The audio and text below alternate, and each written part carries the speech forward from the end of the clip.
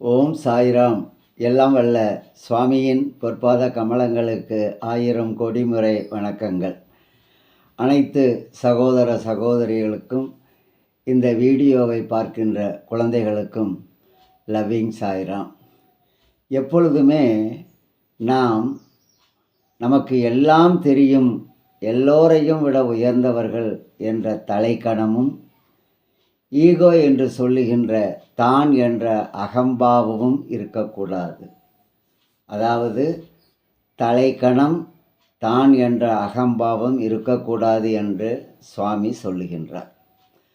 அதற்காக ஒரு கதையினை சுவாமி அவர்கள் கூறுகின்றார்கள் மகாபாரதத்திலிருந்து. ஒரு சமயம் யமுனை நதி கரையின் ஓரமாக கிருஷ்ணரும் நம்முடைய பாண்டவரில் ஒருவராகிய வில்வித்தையில் சிறந்த வீரனாக விளங்கிய அர்ஜுனனும் நடந்து செல்கின்றார்கள். கிருஷ்ணனும் அர்ஜுனனும். அப்பொழுது கிருஷ்ணன் தான் சின்ன குழந்தையாக இருக்கும் பொழுது அந்த யமுனா நதிக்கரையில் நண்பர்களோடு விளையாடிய அந்த நிகழ்ச்சிகளெல்லாம் மனதிலே அசை போட்டு கொண்டு வருகின்றார்.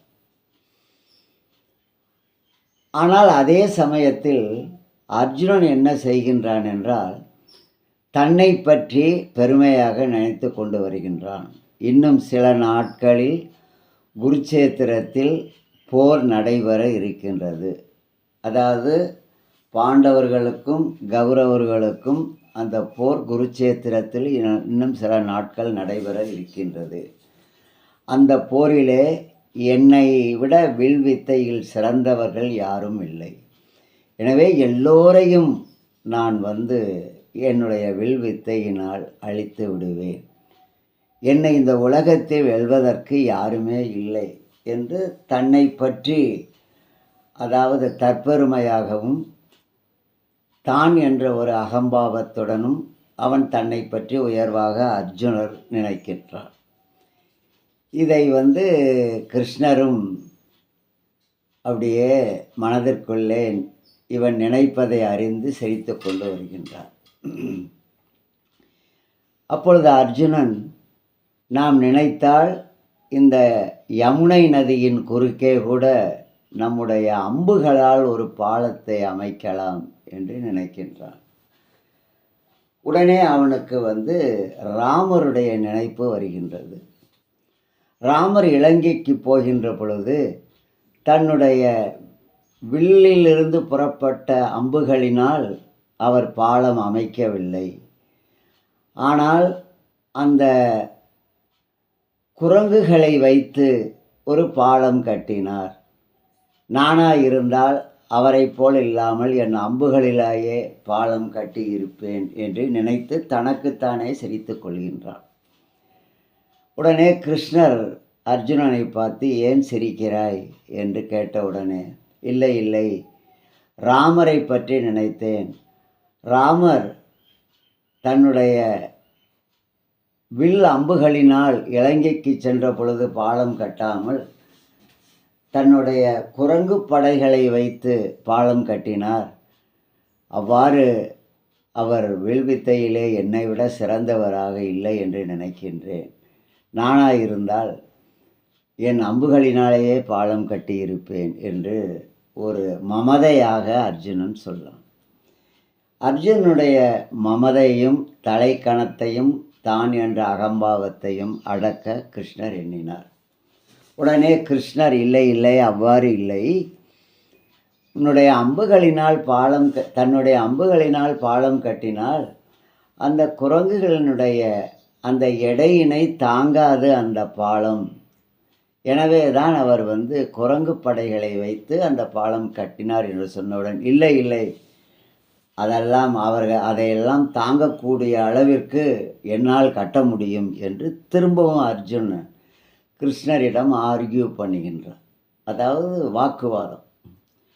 உடனே, அப்படியானால் நீ உன்னுடைய இந்த யமுனை நதிக்கரையின் குறுக்கே உன் அம்புகளினால் ஒரு பாலம் கட்டு, நான் ஒரு குரங்கினை வரச் சொல்கின்றேன், ராமர் காலத்தில் வாழ்ந்த ஒரு குரங்கு இன்னும் இருக்கின்றது, நான் வரச் சொல்லுகின்றேன், அதனை அந்த பாலத்தின் மீது நடக்கச் சொல்லுவோம், அந்த குரங்கினுடைய எடையை உன்னுடைய பாலம் தாங்குமானால் நீ வெற்றி பெற்றாய் என்று நான் ஒத்துக்கொள்கிறேன் என்று கிருஷ்ணர் சொன்னார். இந்த சேலஞ்சை ஏற்றுக்கொண்ட அர்ஜுனன் உடனே யமுனை நதிக்கரையின் குறுக்காக தன்னுடைய வில் வித்தையினுடைய பல அம்சங்களை பயன்படுத்தி ஒரு அம்புகளினாலேயே ஒரு பாலம் கட்டி விடுகின்றார். அப்பொழுது கிருஷ்ணர் அங்கே ராமருக்கு பாலம் கட்டிய அந்த ஹனுமனை நினைத்து ஹனுமனே இங்கே வா என்று கூப்பிடுகின்றார். அப்பொழுது ஹனுமன் வானத்திலிருந்து இறங்கி வந்து கிருஷ்ணரை வணங்குகின்றார். ஹனுமனே, இந்த பாலத்தின் மீது நீ நடந்து போ என்று கிருஷ்ணர் சொல்லுகின்றார். அவ்வாறே அனுமன் தன்னுடைய ஒரு காலை அந்த பாலத்தின் மீது வைத்து அழுத்திவிட்டு மறுகாலை தூக்கி நடக்க முற்படுகையிலே பாலம் சுக்கு நூறாக நொறுங்கி போகின்றது. இதனை பார்த்த அந்த அர்ஜுனன் கிருஷ்ணரை வணங்கி, நான் தவறு செய்து விட்டேன், நீங்கள் சொன்னது தவறுதான், நீங்கள் சொன்னது முற்றிலும் உண்மை, நான் செய்தது தவறுதான் என்று சொல்லி மன்னிப்பு கேட்கின்றார். அப்பொழுது கிருஷ்ணர், நீ தவறெல்லாம் செய்யவில்லை, ராமனாலேயே இந்த குரங்குகளினுடைய எடையை தாங்குகின்ற அளவிற்கு ஒரு பாலம் கட்ட முடியாத நிலையில் உன்னாலும் கட்ட முடியாது என்பது எனக்கு நன்கு தெரியும். இருந்தாலும் நீ உன்னை பற்றி மிக உயர்வாக நினைத்து கொண்டு அந்த தான் என்ற அகங்காரமும் தலைக்கணமும் உன்னிடம் தலை தூக்கியது. அவ்வாறு இருக்கக்கூடாது. ஒரு மனிதனை அழிக்கக்கூடிய 2 சக்திகள் என்னவென்று சொன்னால் தலைக்கணமும் அகங்காரமும் தான். எனவே அவற்றை விட்டொழித்தால் உன்னுடைய வாழ்வில் எல்லா உயர்வுகளும் வரும் என்று புத்திமதி சொல்லுகின்றார் கிருஷ்ணர். கிருஷ்ணரின் பதம் பணிந்து அர்ஜுனனும் அந்த அறிவுரையை ஏற்று அந்த குருட்சேத்திரத்தில் நடந்த அந்த போரில் ஈடுபட்டு வெற்றி பெற்றான் என்பது இராமாயணத்தில் வருகின்ற வரலாறு. எனவேதான் அர்ஜுனன் கிருஷ்ணருடைய அறிவுரைப்படி ஹனுமனை தன்னுடைய கொடியிலே, ஹனுமன் உள்ள ஒரு கொடியை உருவாக்கி போரிலே தான் சென்ற ரதத்தின் உச்சியிலே அந்த கொடியை வைத்து கொண்டான். அதற்கு பெயர் கபித்வாஜா என்று அதற்கு பெயர். அந்த கொடிக்கு கபித்வாஜா என்று பெயர்.